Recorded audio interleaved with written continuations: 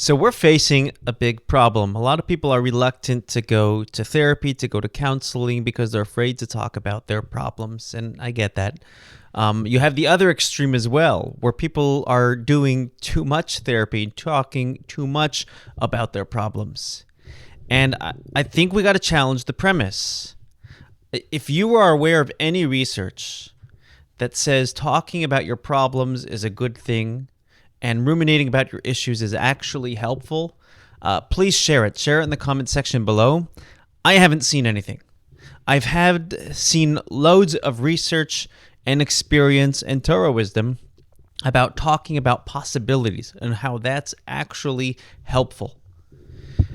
I've met so many people where they're like, well, you got to get into the problem sometimes. And I'll say, why? And they'll say, I don't know. Okay, great. Who said you need to? I'm not saying that you should neglect your problems, ignore them, let them bottle up so they can erupt later. I'm not saying that either. We obviously have to deal with issues, but how you approach them is incredibly influential. And it all boils down to language, because here's the thing with language. Words are incredibly powerful, and you know why? When you say the right thing to somebody, it makes them feel good. You say the wrong thing to somebody, it makes them feel bad. You know why that works? You know why language is effective? Because language forces people to think. And when you say something hurtful to somebody and it actually hurts them because they care about your opinion, and especially if it's true, it hurts them because you've forced them to think about something that they're uncomfortable thinking about, which could be a good thing or a bad thing, but that's not the point over here. When you say something positive to somebody, you say something good, you put the spotlight on their positivity and you've forced them to think about that. So the power of language can actually be the difference between helping somebody and hurting somebody. And being intentional in how we use language and how we ask questions to people can be incredibly impactful. I'll give you an example. If I know somebody's having a hard day, one thing I could do is say, so how's your day? And I know what type of answer I'm going to get.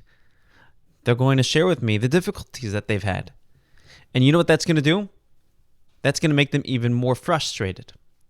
I think this is just common logic, but it's also the Reishis Chachma says when somebody's angry, he says, don't talk about your anger at that moment because you're going to make yourself more angry, because language, words force us to think. So what could I say? I could say, what did you like most about your day?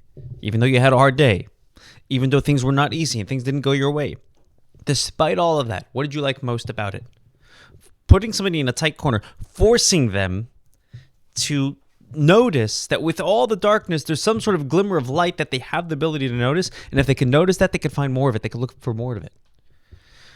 Talking about problems is going to make somebody more aware of the problems, and that's an endless rabbit hole unless you have a solution. And that's difficult as well, because to really know the solution, you have to really know the problem. And when you dissect the problem, you get deeper into the problem.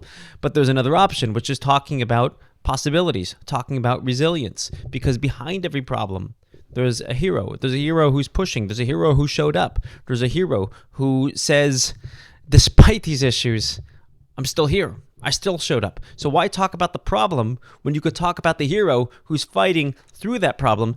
And that's through formulating our questions properly. And this is what I do when I see couples and when I see individuals. I ask questions in a way that's very thoughtful, very intentional. I'll give you an example. I had once met a couple who were going through a very difficult issue, and it was a second session, a follow-up session. I had said to the husband, so what's been better since we had met last? That's my standard what's been better question, where I'm subtly pushing them to kind of notice things that have been better despite how difficult things have been. His response to my what's been better question, nothing. So I said, despite nothing being better, how did you keep things from getting worse? Right? Again, I'm pushing him back in that corner so he could notice the positivity, notice the good things, notice the good things that he actually did that he probably forgot about because nothing's been better. He's been so frustrated. And he starts thinking and describing things that he had done to invest in his relationship. things that he had done to take responsibility to make things actually a little bit better, even though he said nothing's been better. And he starts recalling what's been better. And his wife starts listening about what's been better and things he did to have become more invested. And it was just through the power of language, intentional language, that I've forced them to think about the good things in their life that they were unaware of. Were I to just talk about their problems and let's process problems, that would have erupted real quickly and created this dark, negative space that they're trying to run away from. And what I need to do is really identify where they want to run to and help them do more of that. Not to mask the darkness, but to illuminate it. That's my story, and I'm sticking to it.